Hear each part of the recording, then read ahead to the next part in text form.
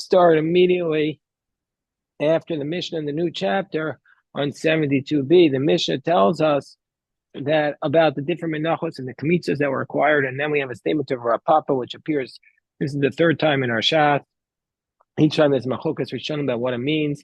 Rav Papa says kol echad tanan eser tanan, and there's two explanations of this. Wherever it's written in the Mishnah, it's either written as 10 and not 11, or 10 meaning 10 loaves that need to be brought. And in both cases, it has the upshot of the same thing. You can't bring half chalos and half rakikin. You can only bring either 10 chalos or 10 rakikin. Those are types of minchos mafe that can be brought. Gemara says, "My kamashma, what's it coming to teach us?" Lafukim Rabbi Shimon, that our Mishnah is not like Rabbi Shimon. The Amar mechza chalos and mechza rakikin yavi. He says you could bring half of the menachos, the 10 loaves that need to be brought. Half can be chalos and half can be rakikin, two different types of baked loaves. Kamashma lafukim Rabbi Shimon, who says low, so it's not like Rabbi Shimon. And the remnants of these menachos go to the kohanim. The shirayim go to the kohanim. So the Gemara says, "Minoan, how do we know that the shirayim go to the kohanim from these menachos?"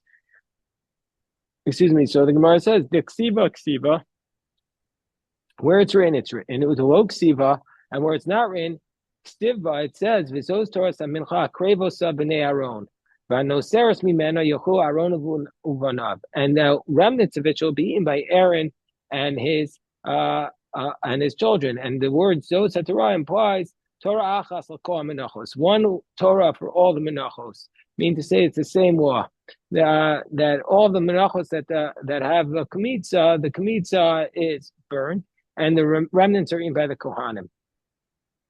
So the Gemara says, "Yeah, I'm not asking you about a case where it's a wheat offering. I'm only asking about a case where it's a barley offering.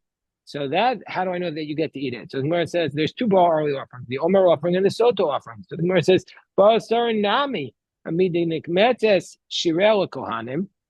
So from the fact that the barley offering has a kamitza, obviously the remnants go to the kohanim. So the Gemara says, no, alibu the rabbanon will come I'm not asking I'm not asking according to the rabbanon. The question is only according to Rabbi Shimon. Rabbi Shimon, the Amar Ika mincha, the mikmitzav u'mesach. He says there is a mincha, there's a kamitza from it, and is not eaten. The Tanah Rabbi Shimon Amar mincha schotesh kohanim, because Rabbi Shimon says the mincha schotev the kohanim. If the kohanim do a sin offering nikmetzes, and that has a kamitza taken from it. Hakometz kar ba'atzmo, v'ashirayim krevim be'atzman. So there's a kamitza, and still the carbon is not brought. So therefore, how do we know, according to Rabbi Shimon, that by the minchas sa'orim, that even though there's a kamitza, how do I know that even though there's a kamitza, under those circumstances, the shirayim are not eaten? Hold on 1 second. How do I know even under those circumstances the shirayim are not eaten? So the Gemara says, Amar Chizkiah. Excuse me. How do I know that just the opposite? How do I know that according to Rabbi Shimon that the mincha of the sa'orim where there's a kamitza the shirayim are eaten? Because he says there's times where there's a kamitza and the shirayim are not eaten. So the Gemara says, Amar Chizkiah, Amar Kra, it says in the pasuk, Kol mincha b'ula b'shemen, v'charevel kol b'nei Aaron tiyeh. Any mincha that is mixed with oil or dry goes to the b'nei Aaron. Now, we know this doesn't refer to the wheat mincha because we already know about that. It already says, so therefore, if it doesn't apply to the wheat offering, it applies to a barley offering. And it doesn't apply to the dry one of the wheat, like the minchas mafeh, because we already know about that. Then and then apply it to the dry one, which is the sota. The Gemara says the Haila. Is that what this pasuk is coming to teach us? The Gemara is going to say a long brayso where this pasuk of Vanoseres mimena v'chareval chol b'nei Aaron tiyeh, that applies to something else. So how could it be applying to this? So that's what this pasuk is going to be about. So this whole brayso is being brought to ask that question. So now first we cite the brayso. I mean, by the time, no, we need like the following. How do I know you're not allowed to trade menachos opposite the zvachim? Means say that a Kohen can't say to his friend, you take, they used to divide up the portions by whoever served that day. You say, you take the animals and I'll take the vegan offerings. I'm a vegan, you're a carnivore. Or an omnivore, you take the animals and I'll take the vegan. We'll trade. But you're not allowed to trade because it's exeris cost. If it's disrespectful to the carbon to trade it, that's not the proper way to do business. It's not a business deal. So you know how to trade it. You're allowed to give it away, but you know how to trade it. So how do I know you know how to trade it? Talmud Omer, the pasuk says on top of Ayin Gimel Amud Aleph,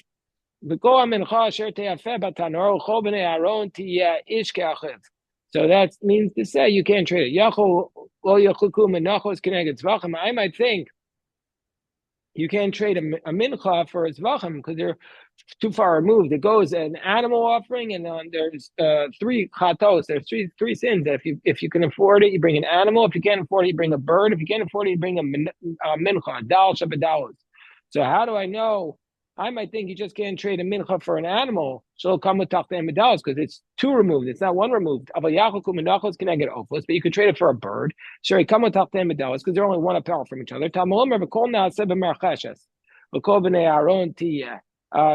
that pasuk. So yachol menachos connected opos. I might think you can't trade a mincha for a bird. Shalom mine damim v'alol mine kumachim because one's a bird and one's a vegan. But yachol opos connected zvachim. But I could trade a bird for an animal.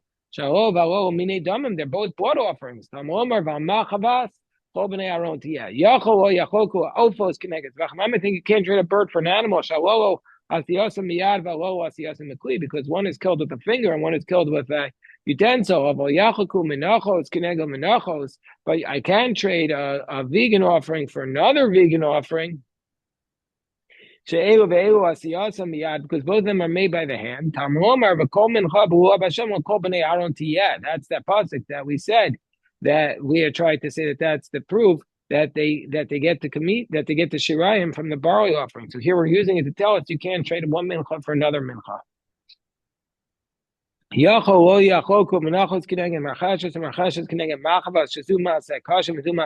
might think you can't trade a machavas for marchashes because they're different types of minchos. But of yachoku machavos kineged machavas the umarchashes kineged marchashes. But you could trade one machavas for another machavas, or one marchashes for another marchashes. No, also that you can't do. Tam omer v'charivo chol b'nei aron tiyah. Again, that same pasuk that we had cited. So now. The Gemara first continues with the brayso. I might think you can't trade the kachikachim offerings, but you can trade the kachikalim offerings. So we continue with this pasuk ish ke'achiv to teach us you can't trade anything. And then it says imal todah yikrivenim, but we connect it with the previous pasuk which says vichol. So the imal todah kashem shein cholkim kachikachim kachin cholkim kachikalim. Just like you don't trade Tamom or Ish. So it says Ish Kachiv, and then it says Imal Todah. So just like you can't trade Bekachikachim, just like so too you can't trade Bekachikam. Ish. Why does it say Ish? What is it we learn from the word Ish? Ish Cholek Vafil Balmum. That a man who's a Kohen gets a portion even if he has a blemish. Ve'ain Katan Cholek, but a Katan does not Cholek. Even if he is a tam, even if he has no blemish. We see from here that what does the word tam mean? The four children on Pesach, tam means no blemish. No blemish. That's what tam means. So usually tam is understood as translated as simple, but from here we learn it means no blemish. So the Gemara says, okay, so we have one time we cite this pasuk to teach us that the Chizkiah says that you could eat the Kohen can eat the shirayim of the barley offering, but here it's to tell us all these other halachos that about not trading. So the Gemara says, Hahu mikol nafka. No, it's learned out from the word mikol, meaning to say, Hahu mikol nafka, that from the word kol mincha belula b'Hashem, and meaning to say that's where we learn it out. From the word hakol, from mikol nafka, that's to teach us this law that you can't about not trading. The Gemara says, V'hafikte Rabbi Yossi by Rabbi Yehuda. But didn't we learn that to teach us the law of Rabbi Yossi or Rabbi Yehuda who says to teach us this law that we had said earlier about Mafetan, or that Rabbi Yossi bar Yehuda says that the source of the Rabbanon's position that you have to do 10 loaves, all of the same one. So the Gemara says, Elahum mi vikol. No, we learned that from the extra vav, vikol. Vikol. That's to teach us this idea that you can't trade. So now the Gemara says, Ravina gives a different explanation. How do we know the shirayim of the barley offering goes to the Kohen? Ravina on the bottom of 73a tells us, Ravina Amar Asya Miditani Levi. He learned that from that which Levi taught. Tani Levi l'kol karbanam, l'kol manchasam, l'kol chatasam, l'kol hashamam. So it says in the pasuk, this will be for you from the Holy of Holies, from the fire offerings, for all your mincha, for all your chatas, for all your asham, asher yashivui, that you bring to be, it should be Holy of Holies to you and to your children. So what do we learn from this pasuk? L'chol karbanam, for all your offerings, l'chol manchasam. So what does it mean? So when it says Kol karbanam, when it says all your offerings, it tell us what does the Kohen get? L'rabas log shemen shel metzora. That he even gets the oil of the metzora. Then the metzora takes some oil and he puts it on his. The Kohen puts it on the metzora's ear and thumb and big toe, and the extra goes to the Kohen. Soka daitach amina. You might have thought that the Kohen doesn't get that mina eish, only the things that come from the fire. So kasa rachmana. So kamash mulan. So that's why kol karbanam means he even gets the extra oil. L'kol minchasam. What does that teach us from l'kol minchasam? Rabos minchasa omer uminchas kenos. From the words l'kol minchasam, that to tell us that the Kohen, and this is what we're trying to learn, he gets the extra shirayim from the minchas omer and the minchas of the sota. You might have thought now, what does the Kohen get to eat from? Those things that have a kapara, and the omer is not coming as an atonement, but it's coming to serve as as to allow us to eat the grain. And the other one, and the other barley offering is the idach nami levarakah. It's coming to teach us to clarify. Kamash malan, is to tell us no, that the Kohen gets the extra grain from the extra shirayim from the offering. We're on 73a, 6 lines from the bottom. Boker Tov. Gemara says, "L'kol chatas." Someone that teaches l'rabos chatas of that the Kohen gets to eat the bird offering that was a sin offering. So you might have thought since it was nevele, it's not slaughtered, it's killed with malika, so therefore it's a carcass. I might have thought you don't get to eat it. Kamash mu'an and kol hashamam. Kamash mu'an that the Kohen gets to eat the chatas of. L'kol hashamam. What do we learn from that pasuk? From those words. Rabos asham nazir asham mitzvah. That's to tell us the Kohen can eat the asham that a nazir brings and the asham that a mitzvah brings. The Gemara says, "What are you talking about? Asham mitzvah, the asham that the mitzvah brings is written explicitly. Kikechatas hasham hu kohen." Then he gets to eat it. El rabos asham nazir ka asham mitzvah. No, it's to tell us that he can eat the asham nazir like he can eat the asham mitzvah. Salkadai techamina. You might have thought to say the hachshir ka asya. You might have thought to say that he might have thought to say that it was only coming, that since the Asham Nazir is only coming to allow him to restart his count, that's not coming as a kapara, that he therefore can eat it, kamash malan, and that he can. Asher yashivu. What do we learn from the pasuk? It says Asher yashivu. Zeh gezel ager. This teaches us that if somebody steals, this is the law of gezel ager. If somebody steals from a convert who has no other relatives that he made from after he became Jewish. So therefore, who does the money get returned to? That the Kohen gets it, and it's that he gets to keep it. He gets the money, like the person who repents wants to return the money, but there's nobody to return to, so he gives it to a Kohen, and the Kohen, it's now the Kohen's, and he can even use it to betroth the woman. He's able to marry a woman with the money he gets from a person who robbed from a convert and now is repenting and wants to return it. He has nobody to return to. He returns it to the Kohen. So, okay, that's the halacha. Let's say somebody dies today in D.C. and they have no relatives. Who gets that money? Who gets that money? Let's say somebody dies without a will in D.C. They live by themselves and they die. Where does the money go? The mayor's discretionary fund, just in case you're wondering. And so worthy cause. Amar Rav Huna. Rav Huna says, so since we're going on a little bit of a tangent because we learned in our Mishnah that the mincha of an avod of the kochavim is eaten by the kohanim. So the Gemara now is going to look at Rav Huna, who's going to talk about this. So again, the mincha of an idolater, the shirayim is eaten by the kohen. But what about the other offerings that the idolater brings? Why would an idolater want to bring an offering? Because the same way a Jew wants to bring an offering, he's inspired to bring a gift to Hashem. He's not Jewish, but he's inspired. So I'm Rav Huna. Shalmei Ovdei Kochavim. Rav Huna has a halach on the top of 73b that if an idolater wants to bring a carbon shlamim, it's an olah. Nobody eats it. It's considered an olah.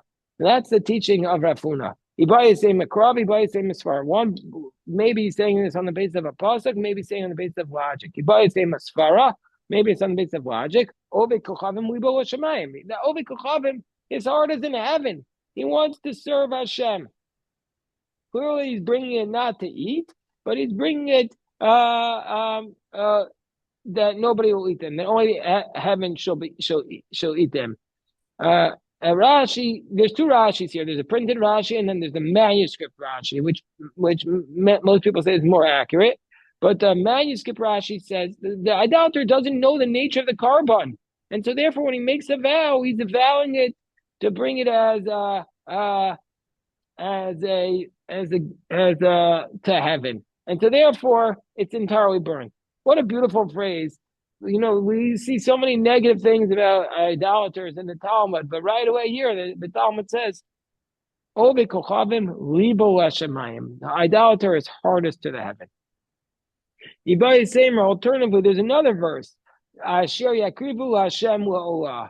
It says in the pasuk, speak to Aaron and his children, all bnei Yisrael, and say to them, any person who brings to Hashem all their offerings, Asher yakrivu Hashem will be an olah. Meaning, say, kol de mekarve olah lahavi. Meaning to say, anything that the idolaters bring because it says ish from the extra language. It sees in the verse. It means it's referring also to the idolaters, and so it says anything that they bring will be an olah. So now the Gemara says, "Matzav Rav Chama bar Guria." We challenge Rav Huna. First of all, it says It says in our Mishnah. Well, so first of all, he challenges him from a brayse. It says, "Ovi kochavim shesnadev lavi shlamim nisanim leYisrael v'Yisrael ochan." There's a brayse that says an idolater that takes a vow to bring a carbon shlamim. He gives it to a Jew, and the Jew eats them. That's not a Kohen ochan. If he gives it to the Kohen eats it. So it's clearly against Rav Huna, who says it's an olah. No, this is what it means. Menachos chaver b'in Yisrael ochan. Menachos chaver b'in Kohen ochan. No, there he's not bringing his own offering. He sees a Jew owes an animal, and he helps out the Jew. He's his benefactor. He gives it for the Jew to bring it or for the Kohen to bring it, not for him. Ma'asav Rav Shizvi challenges Rav Huna from our Mishnah. Elo Menachos nikmatos v'shirayim lekohanim. Our Mishnah says there are certain Menachos that have a kamitza, and the remnants go to the Kohanim. And what are they? Minchos ove kochavim. This is the mincha of the idolater. So I'm Rabbi Yochanan. So clearly the Kohanim get to eat it, even from the offerings of the idolater. So I'm Rabbi Yochanan. Okash, Rabbi Yossi Aguli, Rabbi Akiva. So there's two opinions here. The Tanya is a machokes. It says in the pasuk ish, matam omer ish. Why does it say ish who brings an offering in Parshas Emor? Rabbi says over kochavim. This is to include idolaters, shenodra, nedarim, and adavos kisrael. They can make vows like a regular Jew. Asher yakrivu Hashem oah. Whatever they bring is an oah. Eliyahu oah shlamim minayin. How do I know it's also shlamim? Talmud omer nidrehem. Todominayin. How do I know it's also Thanksgiving? Talmud omer nidvosam. Minayel rabos ha'ofos va'yayin va'avona va'etim. How do I know it comes to include the birds and menachos and wine and frankincense and wood? Talmud omer nidrehem. We'll call nidrehem. Nidvosam, we'll call nidvosam. So, imkain ma Talmud omer oah. Why is it called an oah? Problem is here. It's different Rabbi Yossi Aguli. So Rabbi Yossi Aguli's position is that the idolater can bring everything. He can do every carbon basically, except for a nazir. So our Mishnah that says that the Kohen eats the shirayim of the idolater's offering is like Rabbi Yossi Aguli. Whereas Rabbi Akiva says, Asher yakrivu Hashem la'olah, eli olah bilvad. It's just he could just bring an olah. So the braysa is like Rabbi Akiva. So Rabbi Akiva says and Rav Huna is like Rabbi Akiva. So the Gemara says, "Thy problem is nafka." Is this the source for the idea that that an idolater cannot be a nazir? That's the source for Rabbi Yossi Agluli's statement. Mehasam nafka. It didn't learn that from the following pasuk. Dabar b'nei Yisrael v'martel ayem ishki afli neder l'ndor neder nazir lazir b'nei Yisrael. And don't we learn from here neder lazir? Don't we learn from this pasuk to teach us? Neder lazir Hashem. Don't we learn from this? Bnei Yisrael nodrin vein of the kochavim nodrin. Bnei Yisrael nodrin benazir vein of the kochavim nodrin. Benazir. Don't we learn from here that only a Jew can become a nazir and not an idolater?